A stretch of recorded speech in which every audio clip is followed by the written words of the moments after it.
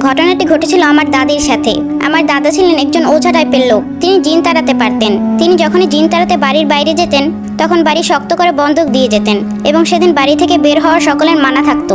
দাদা একদিন খুব তাড়াহুড়োর সহিত জিন তাড়াতে রওনা হলেন। সেদিন তিনি বাড়ি বন্ধক দিতে ভুলে যান। তিনি যেই বাসায় জিন তাড়াতে গিয়েছিলেন সেই বাসায় পৌঁছাতে পৌঁছাতে তার রাত 8টার মতো বেজে যায়। তিনি অনেক সাধনা করে এক সময় জিনটাকে পরাজিত করেন এবং জিনটা যাকে ভর করেছিল তার দেহ থেকে জিনটাকে ছাড়িয়ে দেন।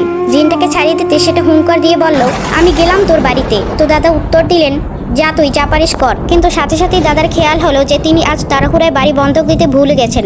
এরই মধ্যে জিনটা দাদার বাড়িতে এসে দাদার রূপ ও কণ্ঠ নিয়ে ঘরের বাইরে দাদিকে ডাক দিলেন, জোলেখা, বদনাটা নিয়ে একটু আসো তো।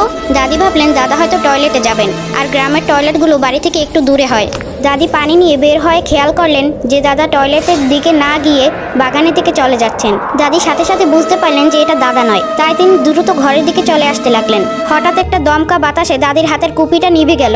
তিনি দৌড় দিলেন ঘরের দিকে, কিন্তু জিনটা একটানে দাদিকে উঠানের পাশ থেকে তুলে নিয়ে বাড়ির পাশের পুকুরে ফেলে দিল এবং চুবাতে শুরু করলো।